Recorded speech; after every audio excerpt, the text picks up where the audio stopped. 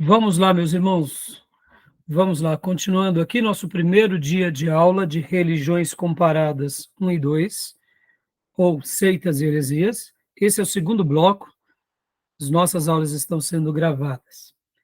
Então, agora eu quero ler com os irmãos um artigo aqui do livro que o professor, inclusive, Ribeiro, sugeriu para nós, e eu gostaria de apreciar um pouco essas palavras, né?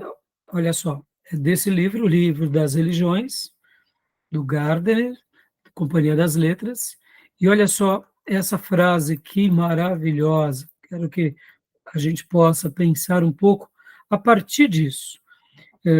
Esse livro merece aqui a nossa apreciação, tá? Definindo a religião. Deixa eu aumentar a letra. Estão enxergando bem?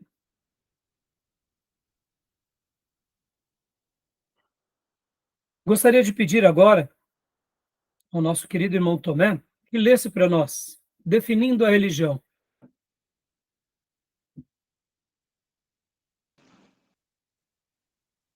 Muitas pessoas já tentaram definir religião, buscando uma fórmula que se adequasse a todos os tipos de crenças e atividades religiosas, uma espécie de mínimo denominador comum. Existe, naturalmente, até um risco nesta tentativa, já que ela parte do princípio de que as religiões podem ser comparadas. Esse é um ponto em que nem todos os crentes concordam. Eles podem dizer, por exemplo, que sua fé se distingue de todas as outras por ser única. Sobe um pouquinho, pastor, que está escondido aqui para mim. Por ser a única, né? Por ser a única. Deixa eu aumentar aqui. Por ser a única. Pode continuar?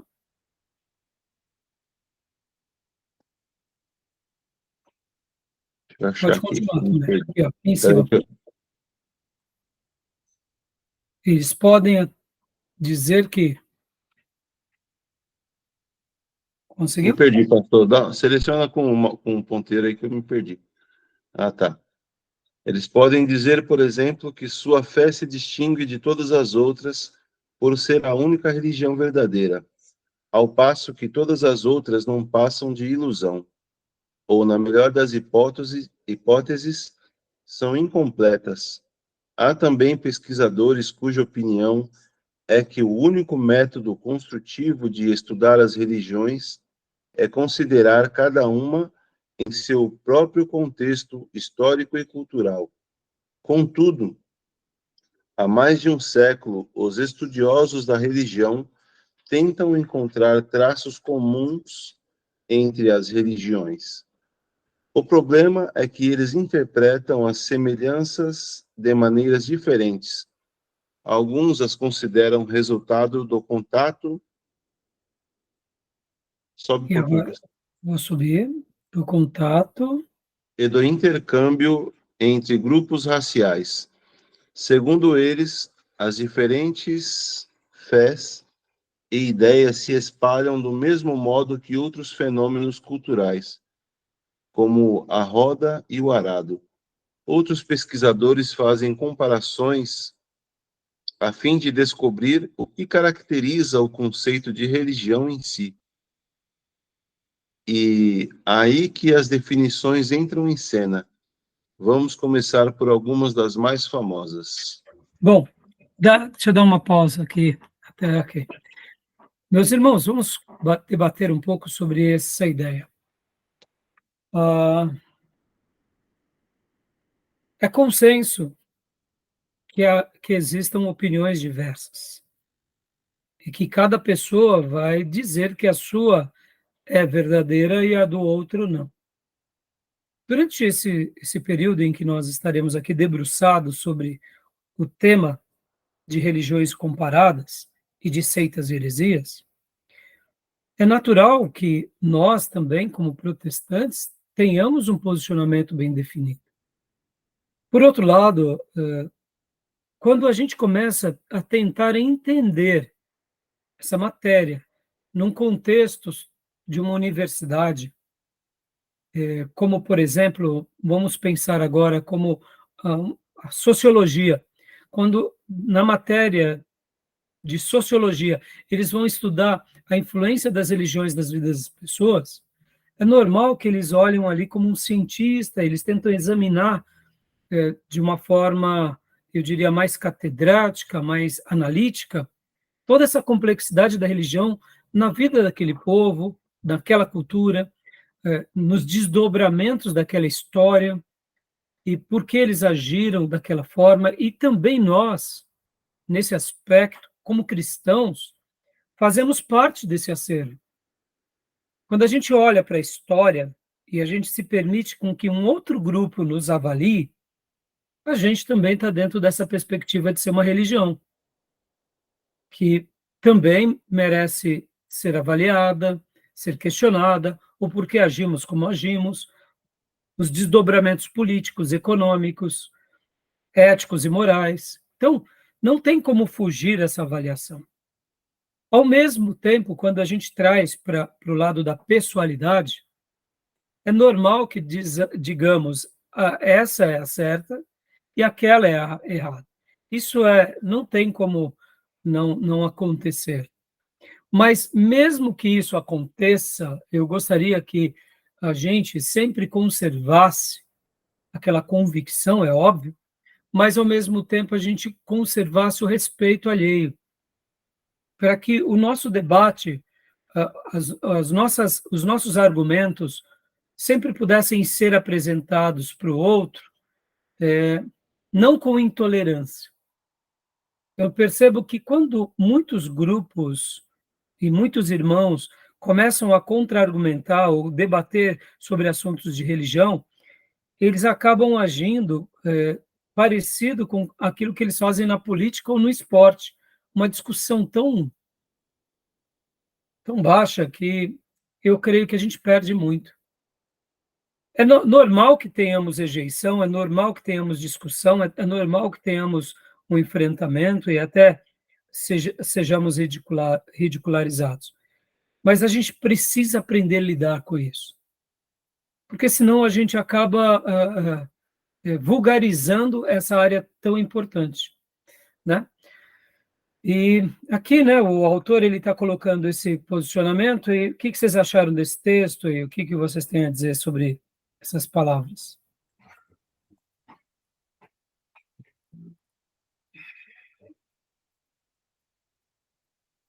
O que vocês também acham sobre essa questão de dizermos que temos uma religião verdadeira? Pastor, eu lembro de uma fala do Ariovaldo, eu ouvi alguns anos atrás, eu achei bem contundente. E ele dizia o seguinte: a menos que Deus queira brincar com os seres humanos, ele faria o que muitas das pessoas conseguem mencionar, né? Deus se encontra em todas as religiões, ou todas as religiões levam a Deus. Aí ele diz o seguinte: a menos que Deus queira brincar com as pessoas, ele vai revelar um pouco para as religiões de matriz afro, ele vai se revelar um pouquinho no espiritismo, ele vai se revelar um pouquinho para os católicos, ele vai se revelar um pouquinho para os evangélicos, e ele se revela, né, de acordo com o bom humor dele. E é óbvio, né, quando a gente de fato pensa nessa fala dele, a gente fala, não faz sentido nenhum, primeiro essa frase, né, todas as religiões levam a Deus, porque cada um fala de uma forma e prega de uma forma. E aí a única forma talvez que eles têm unificar é a ideia do amor. Só que o amor baseado nessa vivência humana, que não tem nada a ver com sacrifício, né? É mais uma questão sentimental. Então, assim, partindo dessa ideia, óbvio, né? Agora vamos trazer sardinha para o nosso lado, mas assim, levando em consideração aquilo que a gente ouviu do próprio Cristo. E aí, de fato, tudo aquilo que ele arroga para si, e aí eu aproveito a fala até de um outro teólogo também, cujo nome eu não vou lembrar agora, a menos que ele seja doido, um louco varrido, que aponta para si o único e suficiente salvador das nossas vidas. Na verdade, ele vai falar duas coisas, né? A não ser que ele seja doido ou, de fato, se ele está falando a verdade. E eu creio que ele esteja falando a verdade, até porque aquilo que ele se expressa da forma que ele se expressa, só tem um apontamento para isso. Ou seja, ele é Deus. Muito bem colocado. Você vê que o pensamento do Ariovaldo é muito lúcido. A comparação dele e essa frase que também você acabou de dizer, Jesus se arrazoando, né, ser Deus e ser o único, seria uma questão de insanidade ou de fato de fé, né? Mas ele não era insano e também um baita mentiroso. E também nós sabemos que ele não é mentiroso. Eu Por acho isso interessante. que... Desculpa, pastor. Pode falar. Não, só complementando aqui, eventualmente estou lembrando das falas do próprio apóstolo João, no finalzinho do evangelho que leva o seu nome, ele diz que, diante dos discípulos, né, ele realizou milagres e prodígios, e eventualmente não escreveu todos aqueles, mas aqueles foram escritos para que creais que ele é o Filho de Deus e crendo tenham vida no seu nome. Então, ou seja, uma testemunha ocular daquilo que ele de fato viu, e não apenas ele, mas os demais discípulos. Eles foram testemunhas oculares de milagres e prodígios que ele operou. Exatamente. Agora, perceba, pastor Johnny, demais irmãos, demais alunos, né? Olha só que interessante. Jesus, ele não se vangloriava por ser Deus. Ele apontava aos outros que ele era Deus. Ele afirmava-se diante até mesmo de Pilatos e diante de Herodes e diante do Sinédrio, diante dos poderosos, que ele era rei, que ele era profeta e que o reino dele não era desse mundo. Então ele não baixa a cabeça dando aquela ideia de falsa modéstia. Ele se afirma, mas ao mesmo tempo a maneira em que ele articula a sua existência, a sua fé e a sua pregação é muito importante para que a gente, assim, possa também tentar, nas suas devidas proporções, aplicar.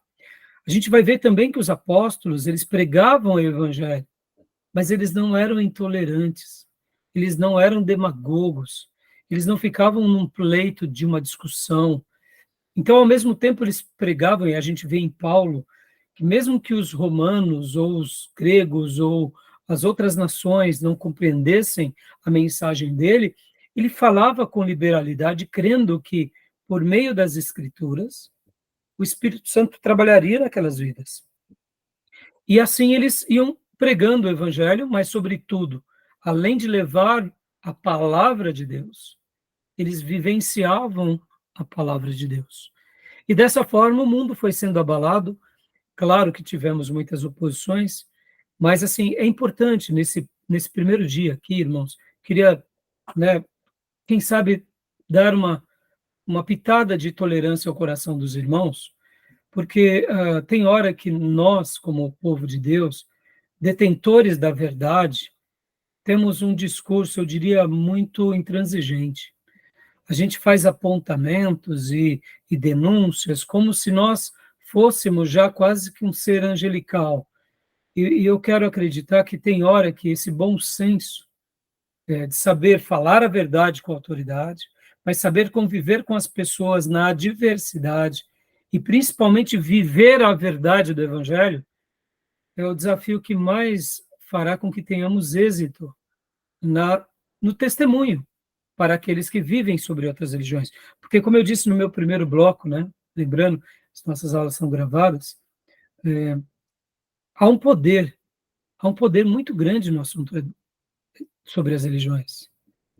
E se nós não tivermos essa humildade de saber que há um embate espiritual e que nós venceremos somente com o poder de Deus, a gente vai para o outro embate, que é o embate carnal em nome da religião. Então, se a gente está aqui numa tarefa de proselitismo, então o embate, tudo bem, vamos para o embate, se o fulano não aceitou, joia. Mas a gente não está numa proposta de proselitismo, ou seja, a gente não está numa campanha de ganhar mais uns e se não ganhar, tudo bem. Não é isso. Nós queremos ganhar o maior número de pessoas, porque o que está em jogo não é apenas o nosso credo, é a nossa salvação e a salvação de todos. Claro que o nosso credo está em jogo, mas é lembrando que esse credo pelo qual cremos redundará na nossa salvação eterna e do outro. E se o outro não crer, aquela ideia dos TJs de que o inferno não existe, isso seria tão bom se fosse verdade, mas não, pelo contrário, existe, é real, e aquela alma pode ir para o inferno. Então, a gente tem que ter essa clareza de que as pessoas que estão presas por uma religião, há uma força muito grande que as seduz, que as envolve, que as cegam, há um lado emocional, há experiências religiosas, há embates, então tudo isso é muito significativo. Alguém mais quer comentar alguma coisa sobre o tema aqui, sobre definindo a religião, sobre esse artigo que a gente acabou de ler, ou algum outro assunto em cima disso? Eu não li bem, mas só para pontuar que o judaísmo não se considera o cristianismo uma seita, né? Que deriva do judaísmo. E também que Jesus também não construiu uma religião. Jesus não construiu uma religião. E a própria igreja primitiva, quando ela recebe a missão que Jesus, através do Pentecostes, do Espírito Santo, ela também não é, ela não cria, ela não é uma instituição, não é uma instituição. Tampouco ela formaliza o que nós temos hoje como toda formalidade institucional. Então, a igreja daquele tempo, ela recebe todo o ensino de Jesus e ela vai pregando, né, o Jesus como o Salvador, que transforma a vida, né? E tem Sim. um certo momento que a gente vê nos embates, a gente vê Paulo com alguns embates, até com Elimas ali, que estava numa região falsa ali naquela cidade, e Paulo foi contundente também, quando ele se deparou, e como se deparou também em Roma, ali na Grécia, Atenas também, né, todo aquele, ali onde tinha todos os deuses representando ali No Aerópago. no Areópago. Então, mas a questão é que não é tomado como religião, né?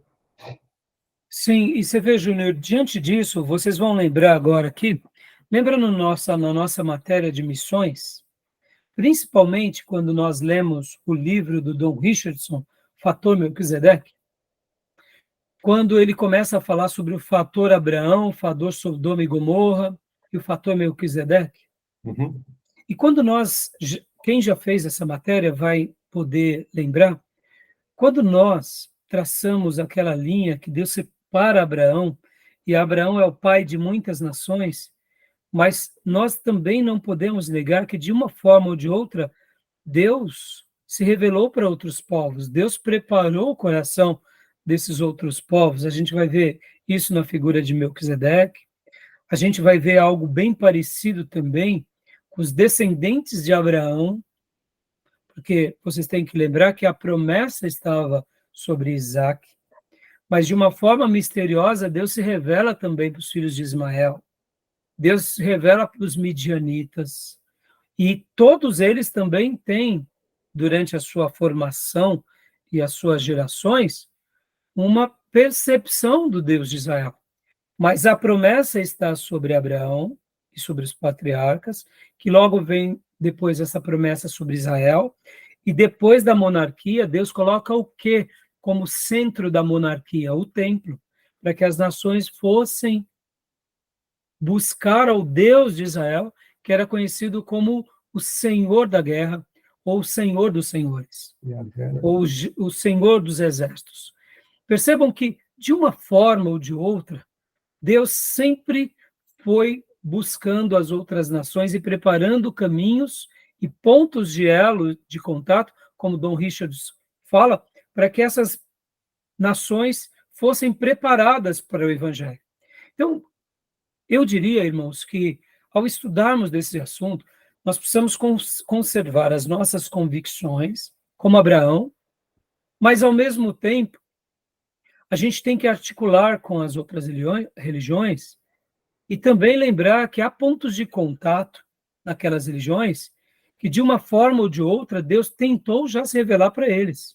Mas, ao mesmo tempo, isso é tão sutil e essa linha é uma linha tão perigosa, esse divisor de águas, que é uma linha tão sutil, que se a gente começa a ter muito respeito no embate, o embate deve existir, e não a hostilidade. Porque podem ver, a gente tem hora que não sabe nem debater. Podem ver como hoje as pessoas estão intolerantes. Parece que quanto mais o mundo fica ignorante, pior ficam os debates. E até é até compreensível isso, porque se eu sou esclarecido, meu debate será mais inteligente. Eu saberei até onde eu posso ir e até onde eu não posso. Hoje as pessoas estão com um grau de ignorância tão grande, ignorância inclusive cognitiva, que elas não podem nem contra-argumentar, que ela já sai praticamente se agarrando, se vociferando. Não é um debate, é uma discussão.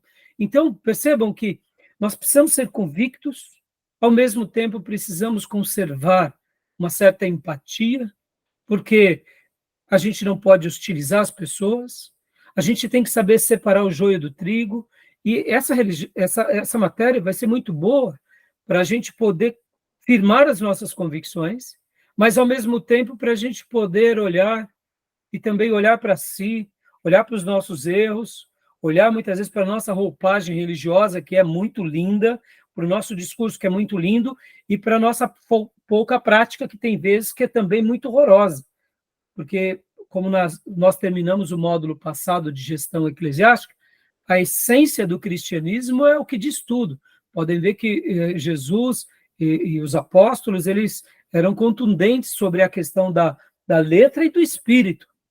Né? Então, ser um conhecedor da letra e não do espírito, ou seja, da prática, do novo nascimento, não diz muita coisa.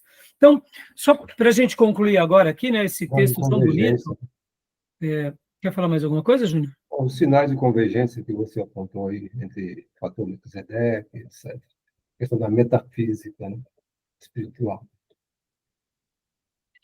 E não só isso, né, Júnior, mas, por exemplo, vamos pegar aqui o catolicismo. Deixa eu só dar a gente vai estudar. Nós não somos católicos apostólico-romanos, nós somos católicos, no sentido de Igreja de Jesus Universal, nós somos cristãos, somos protestantes, é um cognome agora que nós assumimos por causa da reforma, Apostólico, né? Somos apostólicos. Por outro lado, existem pontos do catolicismo que nós compartilhamos, mas existem pontos que nós discordamos veementemente, e não podemos, porque temos pontos de união, deixar os outros de lado, dizendo assim, não, isso daqui faz pouca diferença. Não, faz toda a diferença. claro. Isso vale para que a gente possa, por isso que eu falei que a gente tem que ter essa convicção, mas, ao mesmo tempo, a gente tem que saber avaliar, a gente tem que saber ver os pontos de contato, a gente tem que falar com humildade, e porque eu falei há pouco sobre a nossa postura omissa, porque muitas vezes, irmãos, a gente é omisso em tanta coisa, aí a gente começa a ser complacente por causa da nossa omissão. Está errado também. Se a gente é omissão na prática, a gente tem que restaurar esse princípio e não baixar a guarda para a doutrina. Né? Então, vamos ler essas frases agora para a gente ir para o próximo material, irmãos, mas eu achei muito interessante essas frases. Ó. Pode ler para nós, Júnior, por gentileza. Tá. De Friedrich Schleiermacher, uma Sim. frase dele. A religião é um sentimento ou uma sensação de absoluta dependência. Friedrich Schleiermacher. Olha só, que frase interessante, irmãos. Concordam com isso? Uhum. Porque ela é algo que tem a sua teologia, é verdade, mas ela não para ali. Ela envolve sentimentos e uma sensação de absoluta dependência. Por isso que a gente tem que olhar com compaixão as outras religiões. Não tem como a gente olhar as outras religiões sem... Porque um dia estivemos... Quem realmente foi um religioso sabe disso. Eu, por exemplo, fui um católico praticante, e para mim isso daqui era bom. Isso daqui era muito real. Né? E aí, graças a Deus, hoje eu não sou mais, mas eu tenho compaixão daqueles que se entregam àquela causa, como eu me entregava, e alguns outros que se entregam até mais. Né? Interessante essa frase, né, irmãos? Querem comentar alguma coisa? Não, somente que essa definição aí está ligada com a questão que o homem é um ser religioso, né? Porque está dentro do sentimento dele. A questão até da crise existencial. Sim. Existencial. Tudo a ver com isso. Por isso que quando eu falei há pouco sobre a questão da sociologia, quando eu falei há pouco sobre que na história mundial as religiões elas vão e o fenômeno religioso ela vai acontecendo, e quando acontece eles têm as suas teologias, e por causa das suas teologias eles reconstroem a sua vida em todas as áreas, econômica, política, e dali nasce a sua cultura. Isso tudo está na história. É por isso que quando a gente vai estudar sobre seitas e heresias ou religiões comparadas, a gente olha para a história, mas o nosso foco principal é o que importa para nós é a revelação sagrada. Porque se a gente ficar sendo complacente com a história, a gente nega a revelação. E é por isso que os pontos doutrinários, independente de quem fez aquela religião ou viveu, são muito mais importantes para nós do que qualquer outra coisa. E é por isso que, nessa matéria, nós cravamos uma estaca. Cremos na Bíblia Sagrada. Deixa eu até fazer mais um comentário importantíssimo, irmãos. Eu me lembro que quando o pastor Ed René Kivitz e o Ricardo Gondim, era no início dos anos 2000, eles foram fazer um mestrado no Metodista. E ali, no mestrado com o Metodista, que eles começaram a se enveredar para essas questões do teísmo aberto, de uma igreja mais inclusiva. Ali foi um gatilho. Se eles já tinham uma inclinação, ali foi um estopim. Eu lembro que houve uma mudança na chave. Aí você diz, mas pastor Raio, o que aconteceu? Pelo menos, pelo pouco que eu soube, porque eu conheci uma irmã, que estudou, inclusive, na classe deles, que tinha feito mestrado com eles, inclusive que a queixa dessa irmã era que alguns mestres ali no Metodismo Livre eram extremamente liberais. A maneira em que eles viam tanto o cristianismo quanto as outras religiões, ou seja, é como, de fato, eles têm mencionado, precisa-se de uma releitura na Bíblia, porque somente fazendo uma releitura na Bíblia, você acaba sendo mais complacente com os outros e com o estilo de vida das pessoas. Por isso que a gente lamenta, irmãos, e por isso que eu falo que uma literatura, ou um professor, ou uma linha que se perdeu, se a gente não for firme, pessoas como eles, na minha opinião, estão fazendo um serviço enorme, inclusive sobre essa questão. Por isso que ao estudar religiões comparadas, eu afirmo, ou as pessoas vão contra a pessoa de Deus, ou principalmente contra a palavra de Deus. Não tem como. Essa matéria é uma matéria que ou nós firmamos o nosso coração nas Escrituras, ou de fato nós dizemos as Escrituras não é a total revelação de Deus. Então é uma pena, né? Aí as escolhas. Segunda frase, Júnior, leia para nós. Legião significa a relação entre o homem e o poder sobre-humano, né, no qual ele acredita ou do qual se sente dependente. Essa relação se expressa em emoções especiais: confiança, medo, conceito, crença e ações, culto e ética. CPTL, né? 1830 a 902. Achei muito interessante essa frase também, né? Olha só, é uma relação entre o ser humano e o sobre-humano, que cria dependência. Irmão, estudar sobre religiões comparadas é mexer num caroço de angu muito significativo. Por isso que a gente tem que ser muito piedoso e muito crente. Sobre-humano aí ele coloca o divino, né? Oi? O sobre-humano aí é o divino, né? Seria metafísico, né? Ligado ao divino, né? É. Leia para nós, Júnior, também. A religião é a convicção de que existem poderes transcendentes, pessoais ou impessoais, que atuam no mundo e se expressa por insight, pensamento, sentimento, intenção e ação. Helmut von Glassenap. Olha só, irmãos, poderes transcendentes. Agora, deixa eu falar uma frase aqui que eu aprendi com o professor, pastor Maurício, ele nunca mais me esqueci. Estávamos lá no STBnet, num culto, em que ele falava essa frase: irmãos, existem apenas 2 poderes que regem o mundo durante todo os tempos. Ou é o poder divino, ou é o poder das trevas. Não existe um poder no meio termo. Então, essa frase de Helmut me faz lembrar isso. Ou é o poder divino atuando nos homens, ou é o poder das trevas atuando nos homens. Por meio da religião, ou por meio das outras forças. Porque não há uma autoridade, uma terceira autoridade. Ou ela vem de Deus, ou ela vem do arqui-inimigo. Isso é muito interessante, irmãos.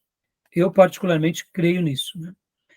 E podem ver que as religiões, aqueles que são seus seguidores, também têm contatos sobrenaturais. Nós não podemos desprezar que há acontecimentos sobrenaturais em algumas religiões.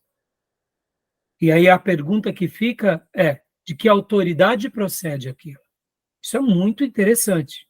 Por isso que eu falo que, ao estudar sobre isso, a gente tem que ter essa humildade e não aquela arrogância, porque, irmãos, até mesmo quando lutamos com o adversário, a gente precisa saber que ele existe, que ele é real.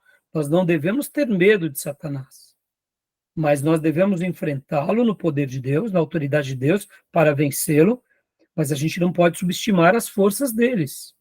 E quando nós tratamos sobre outras religiões, e que têm um poder também sobrenatural e transcendente sobre eles, que forças que estão atuando sobre aquelas religiões, sobre aqueles líderes e sobre aquela massa.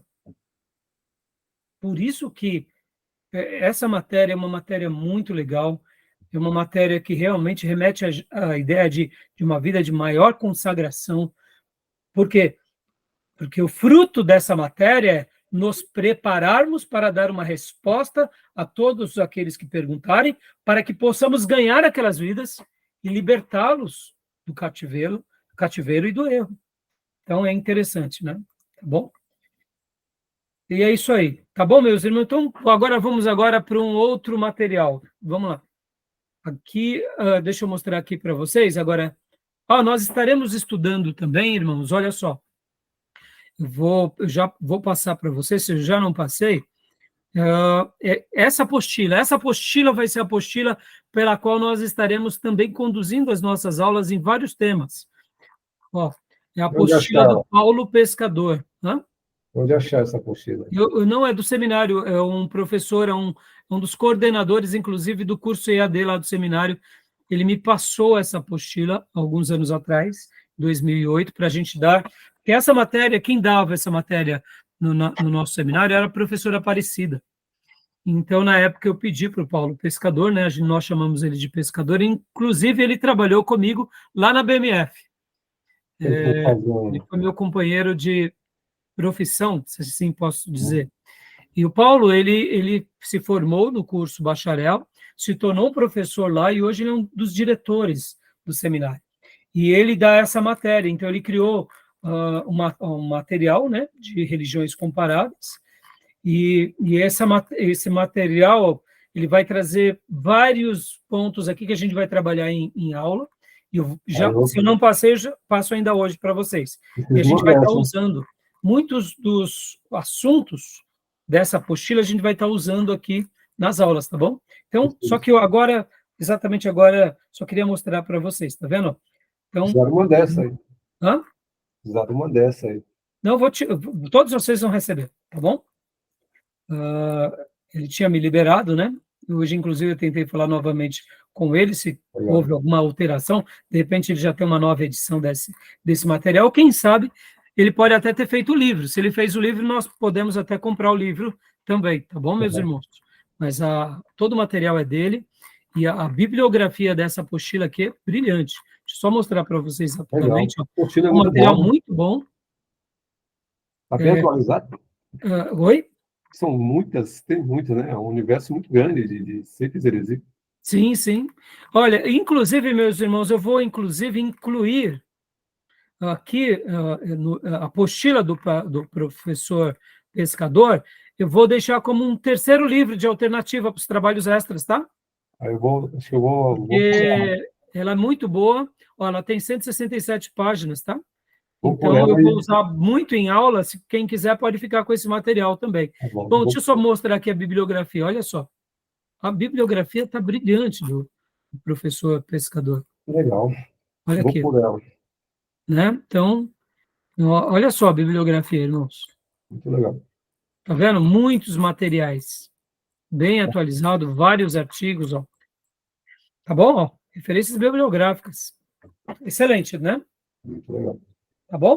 Então, agora Faculdade deixa eu... Bethesda ali, né? Como? Faculdade Bethesda. Faculdade Bethesda? Onde? É na bibliografia que ele coloca. Ah, não, desculpa, não tem nada a ver com a igreja que é pastoreada pelo Gondim, não, né? Pode até ter... Você sabe que o Gondim, ele tinha um curso teológico na igreja dele. Ah, tá. Tinha, inclusive, eu acho que ainda tem. O Gondim, irmãos, ele sempre gostou de entrar em assuntos polêmicos, mas até aí ele gostava de certos assuntos polêmicos, mas ele não ia para as questões antibíblicas. Eu não sei se vocês viram um podcast dele, recente, que eu até publiquei no canal, Da Rádio irmãos, Musical. Da da rádio... Rádio Qual é? Musical FM. Isso, É, na rádio faculdade musical é de dar dó, meus irmãos. Vocês não imaginam como eu sofro, irmãos. Eu, durante muitos anos da minha vida, eu tinha o Ed René e o Gondim como minhas referências. Eu aprendi muitas coisas com eles. Tenho muito material deles. Então, hoje, para eu ser contra, irmão, vocês não imaginam a dor que me dá, mas é meu compromisso com a palavra. E eu oro por eles, irmãos. Você viu aí na citação? Sobe um pouco aí na bibliografia.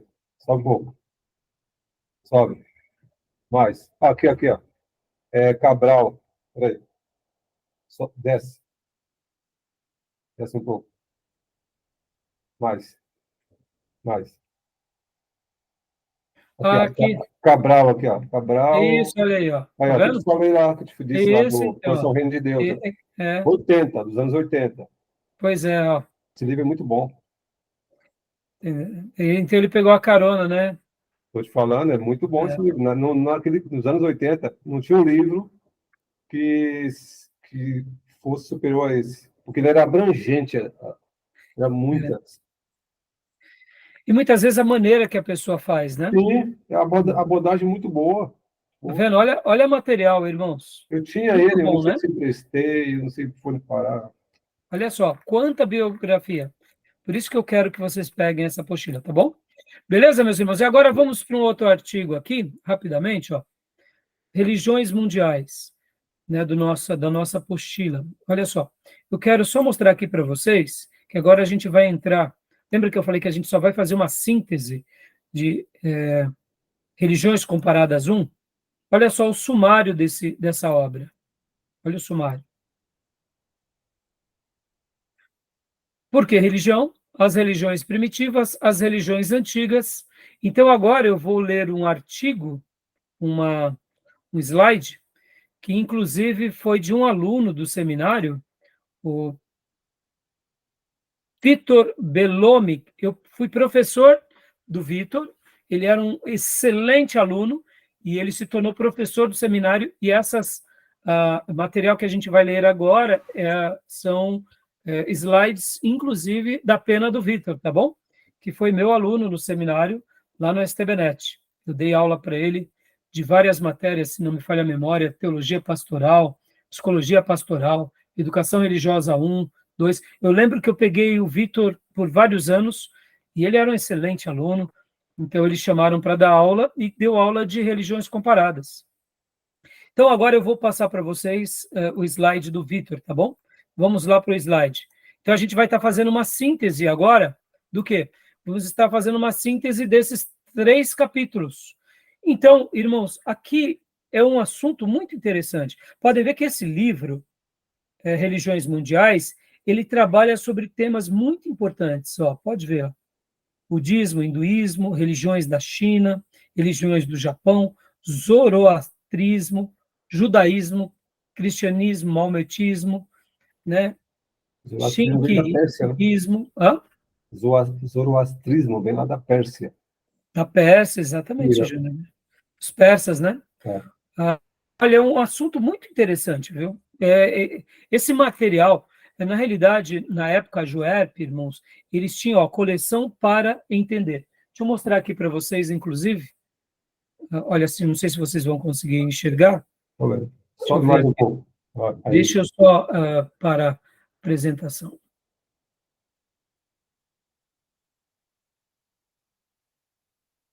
Não, peraí. Deixa eu parar a apresentação aqui. Ó, assim. junto com aquele meu livro que algum aluno pegou, eu tinha comprado esse também, porque a Joep lançava uma coletânea de livros assim maravilhosos.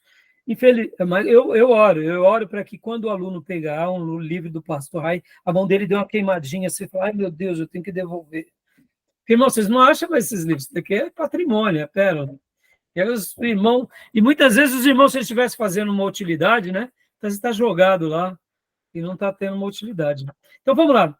Então agora a gente vai estar tratando os primeiros capítulos do livro que eu acabo de mencionar para vocês, que é o Religiões Mundiais, o capítulo 1, 2 e 3, tá bom? Então vamos passar aqui o slide, só para a gente poder pincelar.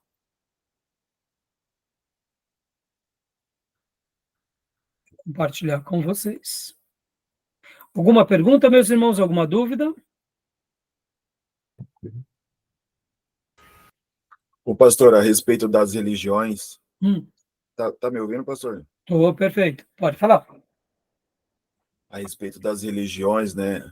A consciência que a gente tem da religião verdadeira que a gente tem no nosso coração, por conta da fé, nos traz um desafio muito grande nos dias de hoje, principalmente nos dias que a gente vive, né? Por conta que tem, né?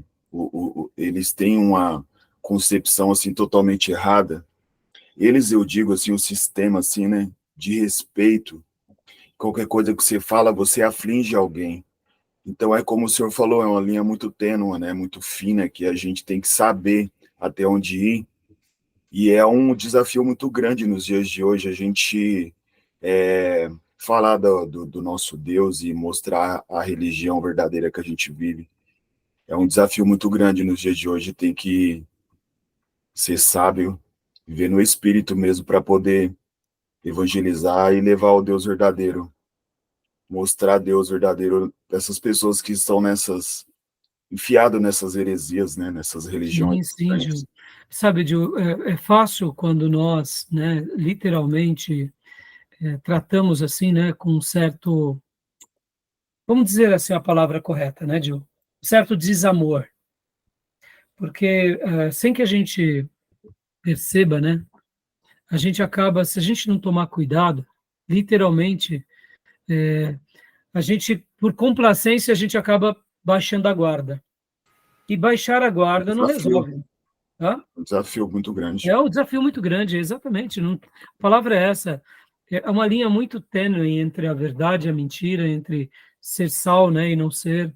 É muito complicado. Por isso que, quando eu falei há pouco, né, sobre nós não termos compaixão, mas não perder a convicção.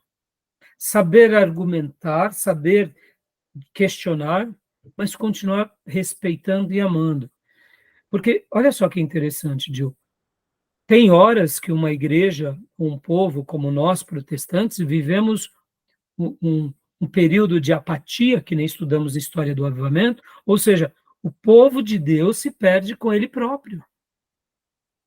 E por que a gente acaba tendo mais compaixão de crentes desviados ou mundanos, e a gente não tem compaixão de católicos, de espíritas, de muçulmanos, de satanistas? É porque, de fato, esses cristãos apáticos, eles estão no nosso quintal, no nosso gueto. E aí a gente é mais complacente. Então, perceba que, como a gente, sem querer ser, a gente acaba fazendo, muitas vezes, também o quê? Aquilo que Jesus condena, que é a acepção de pessoas. Qual é a diferença de um cristão morno, um cristão nominal e um adepto de outra religião? Nenhuma. Pelo contrário, é uma pessoa que está tão escrava do pecado e das trevas quanto os outros. Só que esse está no nosso quintal, né? Ele nos pertence, faz parte do nosso grupo, do nosso gueto. Então, realmente um momento de muito embate, e aqui também, essa pauta e essa matéria, ela também serve para nós percebermos o quanto nós, até mesmo como igreja, mesmo que a gente viva um avivamento, a gente deve continuar sendo cristãos militantes e atentos e diligentes, para que a gente não se perca, inclusive, com a nossa religião. Então, isso aí, Gil, uma linha muito tênue, né? Bom, estão vendo aí, meus irmãos, definições gerais de religiões primitivas? Estão vendo? Sim. Joia. Então, vamos lá. Leia para nós, Gil, por gentileza, Gil. Definições gerais e religiões primitivas e antigas. Apareceu a agenda? Não. Não somente essa capa mesmo. Ué, por que não está mudando?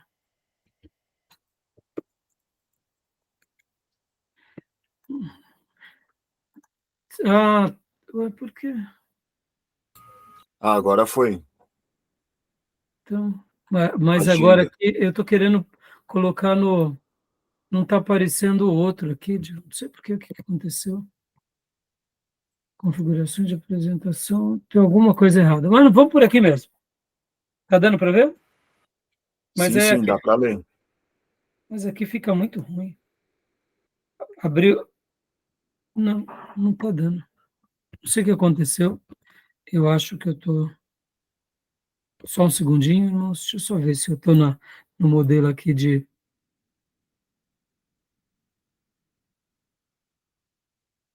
Mas tá tranquilo, viu, pastor? Dá para ver. Dá para ler? Então vamos por aqui mesmo, para não perder tempo. Está nesse que é o slide, né? Normal, né? Não queria esse. Geralmente eu ponho no outro e dá para. Foi? A tela inteira? Voltou para a capa, pastor. Hã? Voltou para a capa. E agora? Mesma coisa. Definições gerais. Vamos lá. Vamos ter que continuar aqui, não sei o que aconteceu. Vamos lá, agenda, né? Definições gerais. Dá para ler, Gil? Sim, dá. Por favor. Definições gerais de religião. Porquê do estudo histórico. Religiões primitivas. Religiões antigas. Relação de ambas com as religiões mundiais atuais. Joia. Então vamos estar mudando por aqui mesmo. Pode continuar para nós, Gil, por gentileza? Do latim religio, que significa atar. Romanos. Deve o homem encultuar os deuses. Citada somente uma vez na Bíblia, em Tiago 1, 26 ao 27, expande o dever com o próximo. Deixa eu só dar uma pausa aqui, por gentileza. Sim. Essa palavra religião, que vem do latim, que tem a ver com atar ou religar, ou religare, dá essa ideia de unir entre Deus e os homens, ela vem do latim, né? E só tem uma única vez nas Escrituras que está lá em Tiago 1, 26, 27. Vocês lembram desse texto? Vamos ler? Quem quiser, pode abrir para nós e ler para nós, Tiago 1, 26, 27, que tem a ver com uma atitude para com o próximo. É uma religião na prática, né? Sim. Assistencial.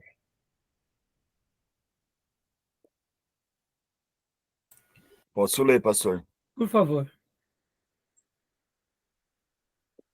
Se alguém supõe ser religioso, deixando de refrear a língua, antes enganando o próprio coração, a sua religião é vã. A religião pura e sem mácula para com o nosso Deus e Pai é esta: visitar os órfãos e as viúvas nas suas tribulações e a si mesmo guardar-se de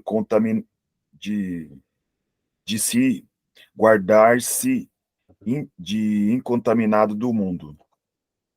Dando uma ideia aqui do que? De santidade, de consagração, liberto do mundo, das práticas mundanas, e tendo uma vida que está com os olhos abertos aqueles que sofrem, como que é o órfão e a viúva, ou seja, é uma atitude pessoal, tem um critério relacional e de compaixão, e que se eu, de fato, não sei nem refrear a minha língua, é uma religião inútil, porque se eu não consigo me controlar nas palavras, o que eu estou fazendo dizendo que creio, né? Então, mas o assunto religião, pode ver que é muito interessante que a Bíblia tenha só um texto que trate do assunto religião, sendo um livro de religião, não é? Já pararam para pensar sobre isso? Bem pouco, né? Aliás, quase nada, né? E no Velho Testamento, há algum texto também que fala sobre religião, assim, na mesma ênfase como o Tiago? Não, então, o que vai ter são as ênfases sociais, com o estrangeiro, com a viúva, com o órfão, a atitude solidária. É a As palavra, né? ênfases vão ser, vão ser de outra forma, uma outra construção.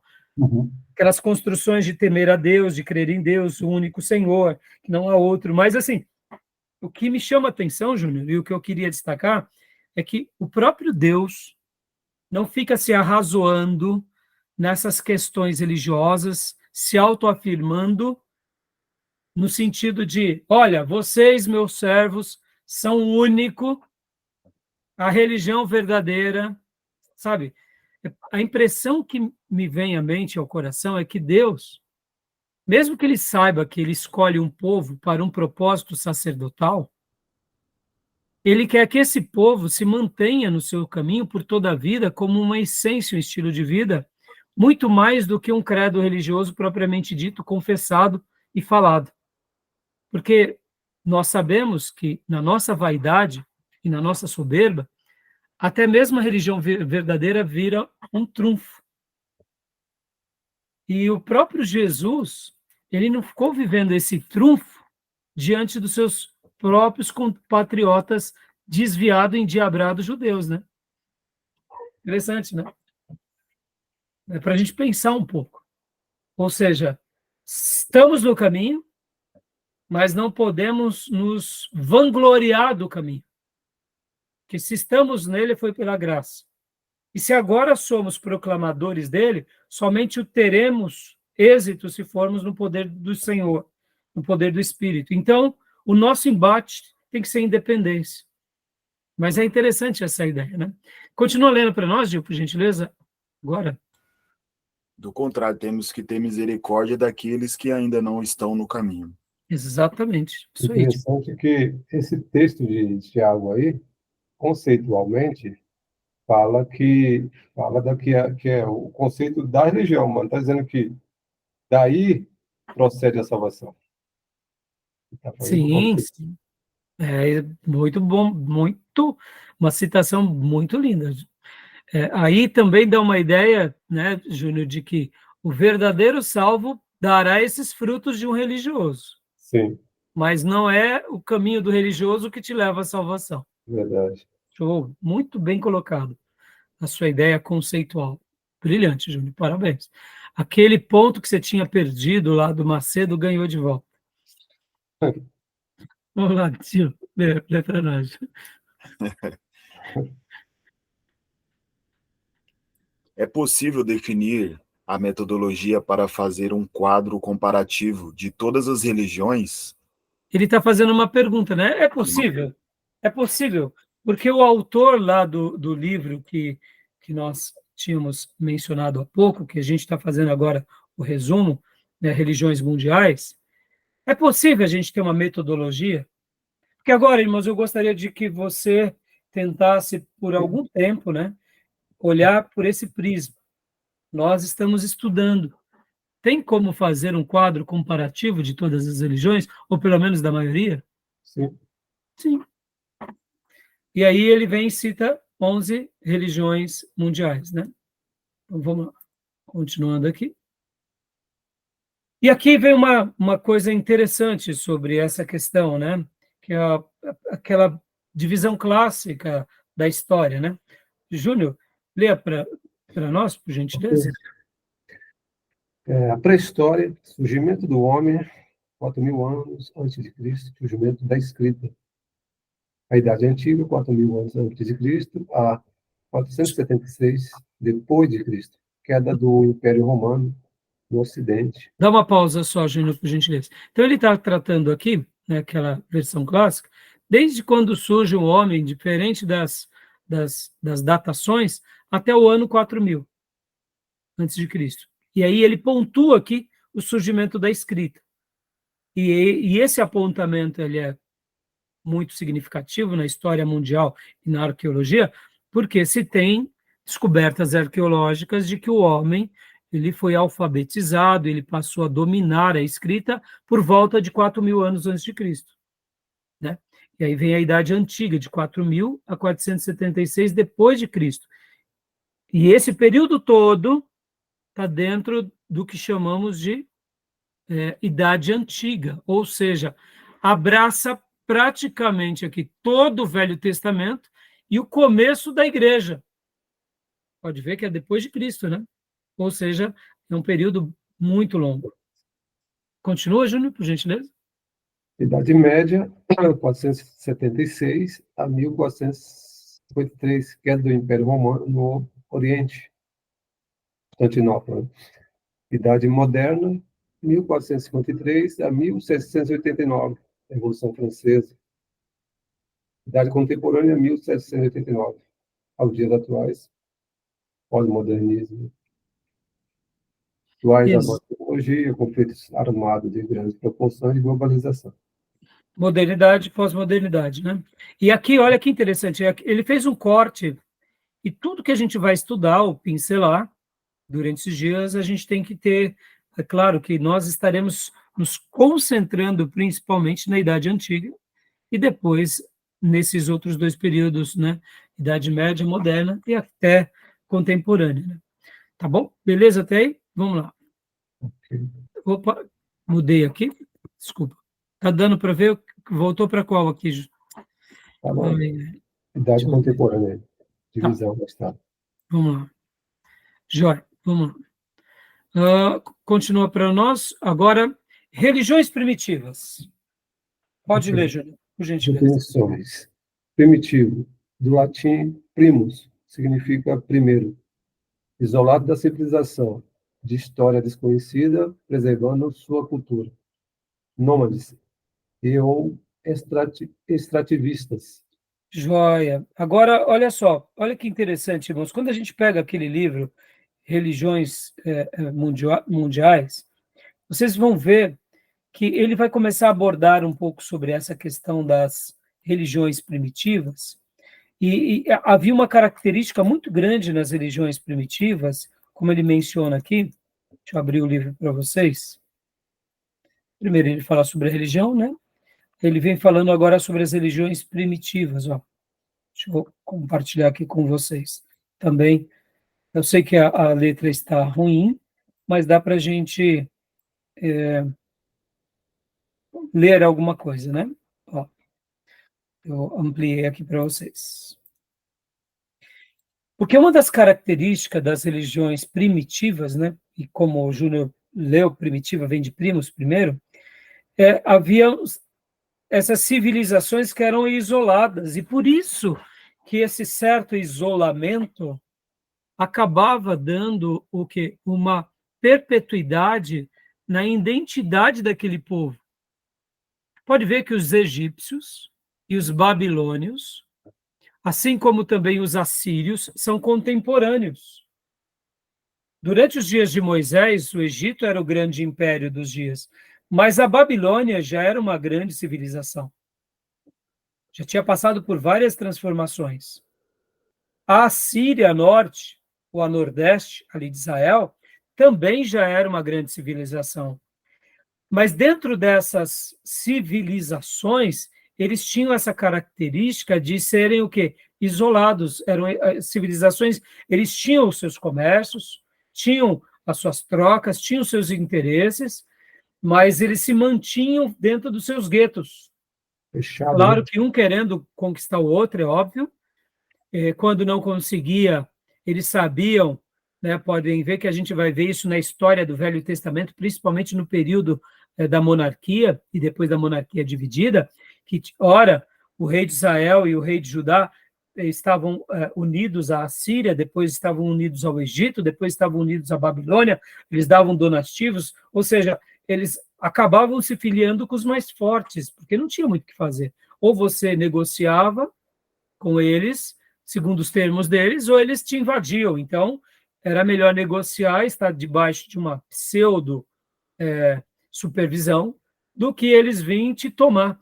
Então, esse isolamento dessas civilizações acabavam dando essa perpetuidade das suas religiões e, ao mesmo tempo, a permanência daquela religião e daquela cultura. Por isso que era comum, né, a gente ver o mundo como blocos separados. E, naturalmente, a religião ela determinava o comportamento social, econômico e até mesmo bélico, então tinha essas características que sempre estavam sendo sedimentadas ao longo do tempo, né? E eles não deixavam, a grande maioria deles, de serem nômades ou extrativistas. Tinha os nômades, mas também tinha, né, as cidades-estados, depois tinha os reinos, depois os impérios, foram várias fases, né? Então, Júnior, você ia falar alguma coisa? Não, bem isso mesmo, né? Eles serem cidade-estado, fechada, né? As outras culturas não influenciavam, né? Não tinha como, né, Júnior? Não é que um Nabucodonosor, não é que, né, pode ver que Tiglat-Pileser, que foi o grande líder da Síria expansionista, você acha que os outros que foram os antecessores dele não tinham o desejo de serem expansionistas? Claro que tinham. É porque eles não conseguiam, né? Então, já que eles não conseguiam, eles aceitavam aquela situação, né?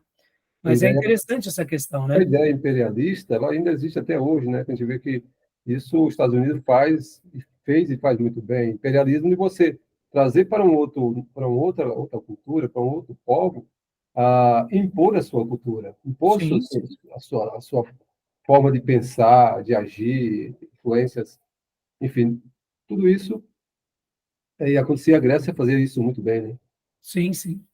Abriu aí para vocês religiões primitivas? Abriu sim, pastor.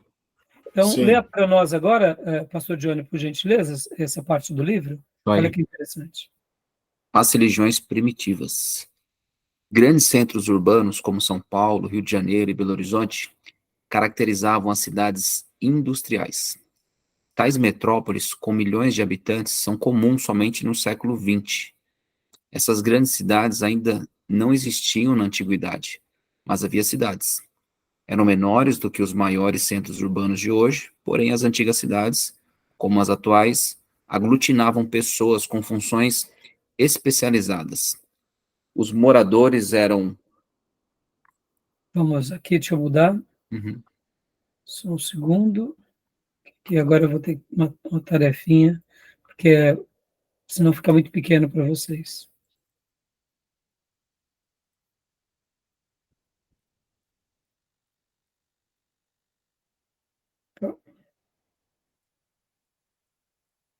Eram, dá para ver? Paideiros, né? Ferreiros, Isso. açougueiros ou sacerdotes, cada um com sua especialização. Os camponeses lavravam as terras fora das cidades, eram gente da roça. Não moravam nas cidades, mas vendiam seus produtos para as cidades e usavam alguns produtos e serviços urbanos. Como o município brasileiro, a cidade antiga incluía tanto o núcleo urbano como também a zona rural em sua periferia. A cidade era uma unidade, pois o núcleo urbano funcionava como centro, não só para os que lá moravam, como também para os camponeses. Todos falavam o mesmo idioma e cultuavam os mesmos deuses. Só mais essa frase, por favor. Okay. Os moradores dessas cidades eram civilizados, tanto os do núcleo urbano como os camponeses dos interiores. A palavra civilização vem de civitas, a palavra latina para cidade. A civilização é a cultura das cidades, mas havia outras sociedades afastadas e isoladas do contato com as cidades. essas sociedades isoladas não eram ainda civilizadas. Então, bom, pode ler mais esse ponto aqui para nós, só essa primeira frase aqui, por favor. Perfeito. Não existe, aliás, até hoje, nenhum termo de universal aceitação para se referir aos povos não civilizados, mas geralmente são designados primitivos. Esta palavra vem do latim primus, indicando primeiro. Os povos primitivos são os povos de origem, como a igreja primitiva é a igreja de origem. E aqui, logo na sequência, ele vai mostrar que é o Egito, Mesopotâmia, Grécia, Roma, e que tinham, como nós já mencionamos, essa questão também das suas religiões, que faziam parte de todo o seu plano de fundo. Né? Bom, deu a hora, né, meus irmãos? Deu a hora, então vamos dar uma pausa agora. Opa, deixa eu ver aqui, só se eu conseguir compartilhar. Compartilhou aí para vocês a agenda? Oh, agora eu consegui. Agora, para mim, aqui está diferente. Então, joia. Então, tudo bem até aí, meus irmãos? Religiões primitivas? Ok. Aqui, né? Paramos aqui, né? Isso. Leia só para mim, mais essa parte aqui, pastor Johnny. Características sociais. Características sociais. Isolamento, controle grupal, não individualismo, pré-literária, transmissão oral, pré-ciência, tradição, que no caso é costume.